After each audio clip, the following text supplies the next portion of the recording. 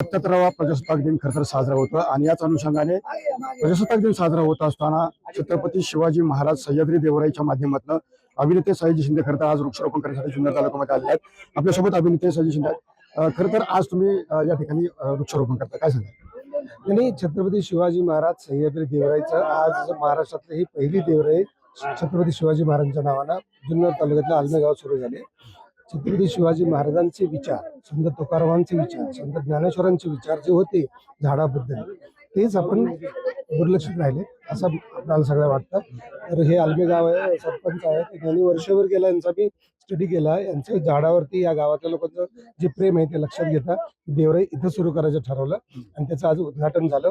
Already 1000 झाडं लावलेली आहेत, 14 एकर जागा आहे। अजून आपल्याला 10,000 झाडापर्यंतचा प्रवास करायचा आहे।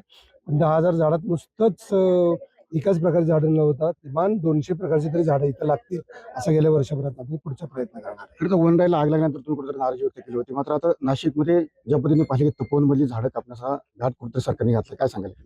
नाही, तपोवनबद्दल बोलणं झालंय सगळं। तपोवनबद्दल आमच्या श्रीनाथ पिंगळकरांनी कायदेशीर कारवाई केलेली आहे आणि त्यांना तपोवनची जागा सोडून तिकडे कुठे करायची असेल तिकडे कुंभमेळे जरूर करावेत। कुंभमेळे ही सुद्धा आपली चांगली परंपरा आहे, पण झाडं त्याच्याहून मोठी चांगली परंपरा आहे। खरं तर तुम्ही राष्ट्रवादीचे प्रवक्ते आहात, मात्र राष्ट्रवादीचे प्रवक्ते होता 2024 सालापासून, आता सध्या काय परिस्थिती राष्ट्रवादी बोलली? राष्ट्रवादीत मी फक्त ते झाडांसाठीच आहे, बाकी मला राजकारण काही कळत नाही। मला असं सांगण्यात आलं त्यांच्याकडून की आपण झाडाचं काम जास्त डबल करू, तर मला काय राजकारणात इंटरेस्ट नाही। हजारो वर्षापासून राजकारण ते चालतं, तेच आत्ता पण चालतंय, आज काही नवीन चाललं नाही। त्यामुळे त्याच्याबद्दल न बोलता जगात संत माणसं पण आहेतच ना, आपण संतांचे विचार करून पुढे जाऊया।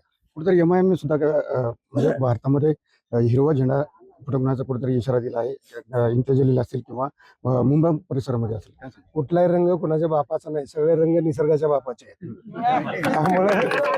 त्यामुळे निसर्ग आपल्यामुळे त्याच्यामध्ये सगळे रंग आहेत आणि ते कुणाला आव आणून कसं तयार करून आणता येत नाही, ते आतूनच येतात, ते फक्त झाडांमधून येतात।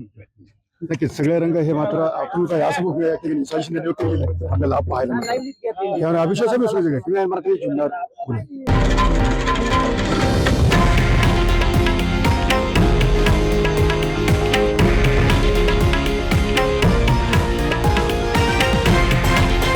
हे आहे देशातील नंबर 1 न्यूज नेटवर्क आणि आपण पाहत आहात TV9 मराठी, एकमेव।